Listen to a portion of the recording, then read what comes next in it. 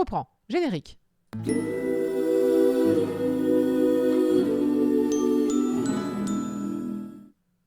Voilà.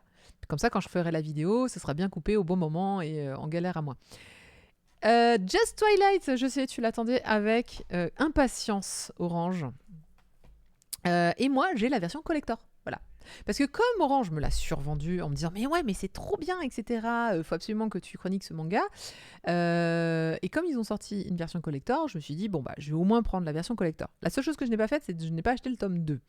Déjà parce que ça coûte 14,95 €, donc sorti chez Webtoon, et que du coup, si je me suis dit si ça me plaît pas, ça va quand même faire cher, cher le truc qui me plaît pas.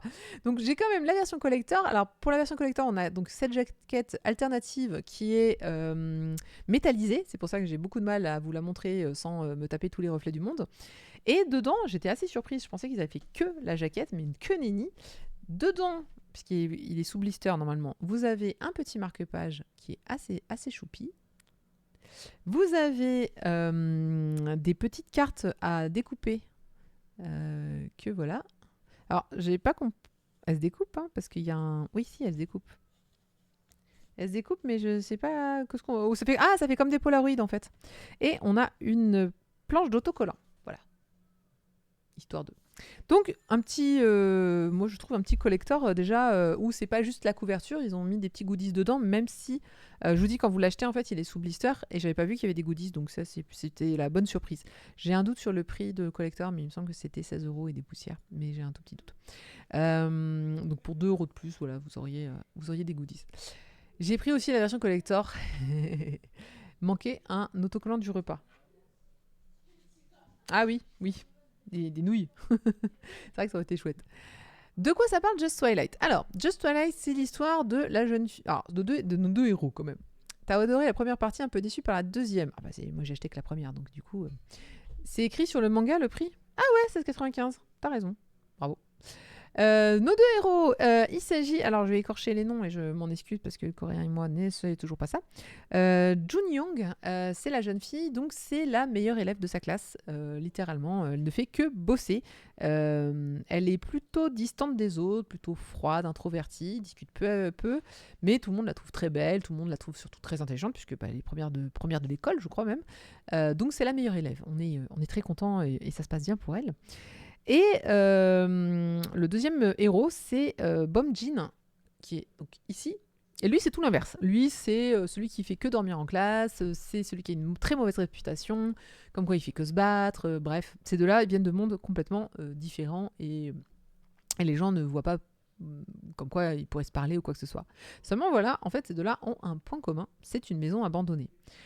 En réalité, les deux ont un problème familial, un problème familial, on va dire ça. Les deux, ça se passe pas très bien à la maison et les deux cherchent en fait à ne surtout pas rentrer chez eux.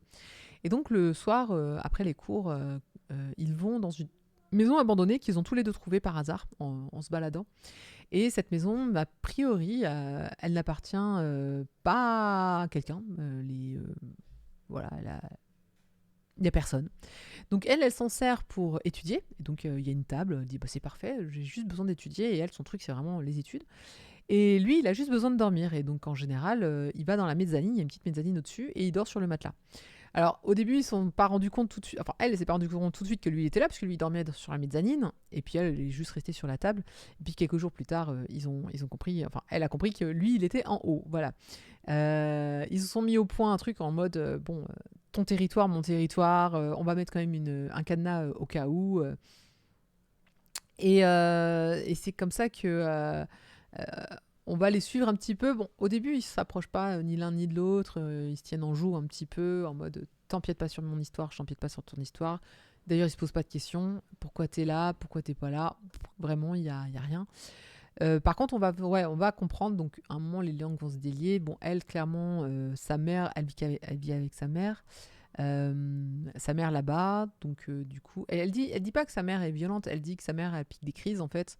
Elle explique que sa mère a un problème, qu'elle pique des crises et que quand elle pique des crises, ben, sa mère la frappe bien, quoi. Donc du coup, elle a tendance à éviter de rentrer à la maison, elle se fait toute petite, voilà, elle sait faire ce qu'elle peut. Et lui, de son côté, c'est une histoire sur sa famille, sur le fait que...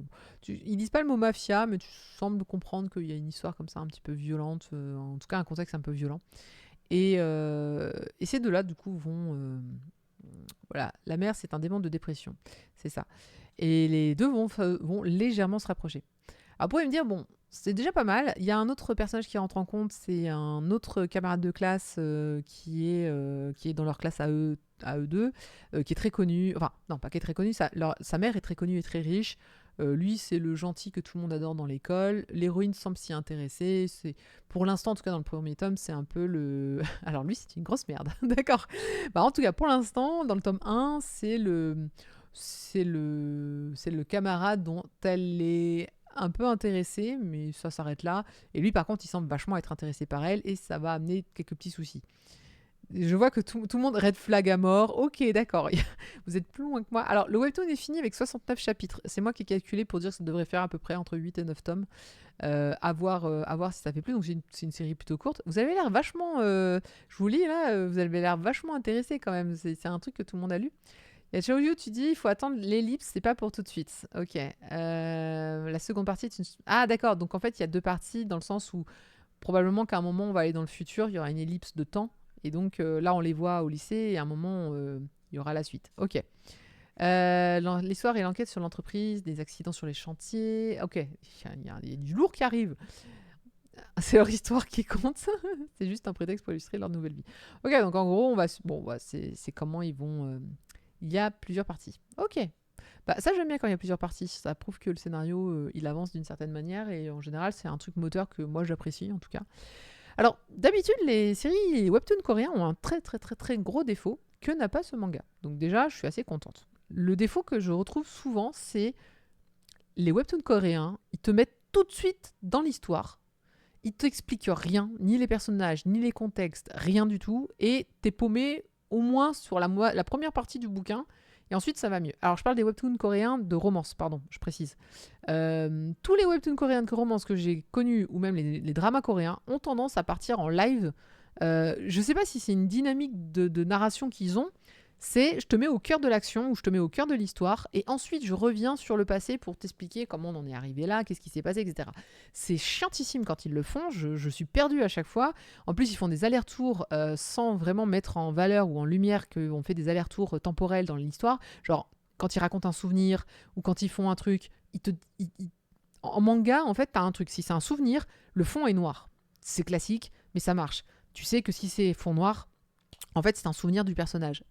Mais dans les webtoons coréens, ils ont tendance à vraiment bypasser toutes les normes faciles de compréhension.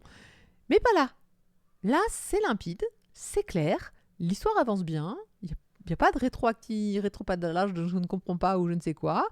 On te présente les personnages les uns après les autres. Je suis contente. Narration de tome 1, acceptée. Alors, le problème avec moi, c'est que je fais mes courses le dimanche, puis là, vraiment, ce week-end, j'avais absolument pas le temps de le faire différemment, et de le lire différemment d'ailleurs.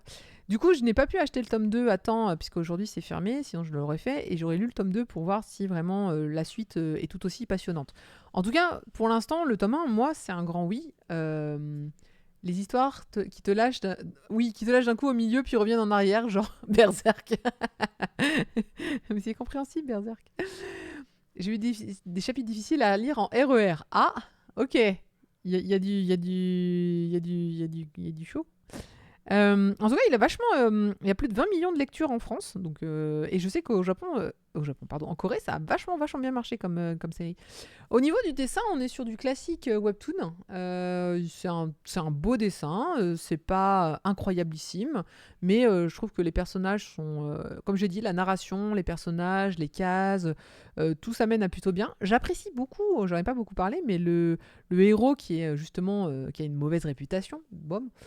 Franchement, je le trouve très cool. Il a de bonnes réactions. En fait, il s'intéresse pas à l'héroïne. Enfin, et il est discret dans son intérêt, c'est-à-dire qu'il va discrètement la soutenir, discrètement l'aider, discrètement être derrière elle. Bon, tu sens qu'il a une petite, voilà, il a un petit intérêt et je le trouve pas trop intrusif, c'est cool. Faire des courses le dimanche, c'est pas ici qu'on peut faire ça. Alors je ne sais pas, mais moi mon bulle de jeu est ouvert le dimanche matin et c'est très très cool parce que je pense que c'est parce qu'il est il est dans la rue commerçante avec le marché et quand on va tous faire nos marchés le dimanche matin, eh ben ça serait bête qu'ils soient pas ouverts parce que je peux vous dire qu'il y a du monde le dimanche matin pour prendre des BD. Moi ce qui me perd souvent c'est quand il y a trop de personnages. Oui, je n'arrive pas à intégrer les prénoms coréens, je les confonds tous vieille occidentale. Écoute coréen moi aussi et pourtant eh ben j'ai pas de problème avec le japonais. Mais en coréen, comme je ne sais pas bien les prononcer, j'ai beaucoup de mal à les retenir. Et je me dis vraiment qu'il faudrait que je me fasse au moins quelques cours de coréen pour être sûr de bien prononcer les prénoms. Parce que même quand j'écoute beaucoup de dramas, je lis le sous-titre, j'écoute. Mon cerveau, il relie pas l'info. Hein. Il est là, il fait ce que tu viens d'entendre, c'est ce qui est écrit. Non, je ne suis pas d'accord. Je pense qu'il y a plus de lettres qui ont été mangées que le... Donc je n'y arrive absolument pas. Et moi aussi, j'ai un petit peu de mal à distinguer certains personnages. Alors là, ça va parce qu'en gros, on a des coupes de cheveux qui sont quand même drastiquement différentes. Mais c'est horrible parce qu'il y a des gens qui disent ça du manga. Je me dis, vous êtes con ou quoi? C'est quand même facile de distinguer. Non, je suis désolée, pardon, mais il y a des fois, c'est vraiment difficile de distinguer. Sur le coréen, j'ai vraiment du mal. Regardez, la maman. Non, là, vraiment, que ce soit les personnages... sinon, j'écris les noms de famille ou j'écris les prénoms quelque part pour être sûr de ne pas me tromper. Oh, j'aime beaucoup cette illustration. Ils vous disent téléchargez l'application Webtoon pour la suite de Just Twilight. Non, moi je la lis, je l'achèterai. J'ai du brassens en tête à chaque fois que tu dis mauvaise réputation. Ici c'est Metz, il n'y a rien d'ouvert le dimanche hormis quelques boulangeries. Ah là là. Ici c'est Paris. Bon, en vrai, c'est pas tout à fait Paris, mais je suis contente quand même qu'ils aient ouvert, donc ça, c'est plutôt cool. Voilà donc pour Just Twilight qui commence encore une fois bien. Si vous cherchez une romance un peu, je pense que ça va être un... Alors, est-ce que ça va être tragique? Est-ce que les gens qui l'ont lu, est-ce qu'on peut dire que ça... Moi, je sens quand même une trame un peu d'emmerde tragédie. Je vais dire tragique, mais c'est pas l'emmerde qui va être tragique. Je pense qu'il y aura un petit peu de tragédie parce que les deux viennent de milieux assez difficiles. Et je sens les emmerdes avec le troisième personnage dont la mère a l'air épouvantable dès le tome 1. Tu sens que ça va être galère. Et donc je sens qu'en fait c'est lui qui va mettre des bâtons dans les roues dans nos jeunes héros et que eux-mêmes vont devoir vivre quelques moments un peu forts et durs du fait de leur situation familiale. Voilà. Il y a des emmerdes, oui. Ici c'est Nancy, c'est comme Metz, c'est fermé le dimanche, mais on... Merci Roda. Il y a beaucoup de choses ouvertes le dimanche. Pardon, désolée. C'est Paris, j'avoue que le dimanche c'est quand même assez cool d'avoir plein de trucs ouverts. 9 tomes, ça sera une série courte, comme je le disais. Enfin, courte, relativement courte quand même. Moins de 10 tomes pour moi, c'est oui. Moi, c'est une série que je vais faire. Déjà, je fais pas beaucoup de webtoons. Alors, je fais beaucoup de webtoons, mais je fais pas beaucoup de la collection webtoon. Alors, c'est Michel Lafon, hein, maintenant. C'est la collection Siku Webtoon. À un moment, je m'y perds entre les noms des collections d'éditeurs. Alors, éditeurs, ça va, mais comme il y a eu des rachats, de machin, on s'y perd un petit peu quand même. La traduction, c'est Noubé Consulting. Le lettrage, c'est Nordcompo. C'est sorti le 16 octobre, donc tome 1 et 2. Et la suite, on n'a pas encore de suite. Tragédie non, mais vie de merde, oui. Ok, c'est bien, c'est ce que j'aime, moi. On est sur du... Je sens qu'on va être sur du... Comment ça s'appelait cette série où il y avait un personnage qui était horrible. Peach Girl. Bon, c'est vieux comme bref, pardon, désolé. Mais Peach Girl, j'avoue que c'est ma référence en niveau emmerde. Et emmerde concentrée sur une seule personne qui s'appelait Sae. Je sais pas si vous avez lu Peach Girl, mais dans le genre... Mais il y a un seul personnage, elle fait que mentir, entourlouper tout le monde, elle pollue tout le scénario. Et là, j'ai le sentiment que c'est la même chose. Je sens qu'il y a un personnage qui va polluer tout le monde. De on-dit, de tout ce que vous voulez, et que ça va pas aller. On va passer à la suite qui mon Stream Deck a décidé qu'aujourd'hui, il avait décidé de pas travailler. On va changer un petit peu d'ambiance. On va faire un truc un peu différent. Côté Webtoon, il y a Rashta qui est pas mal non plus. Ah, je l'ai pas lu celui-là.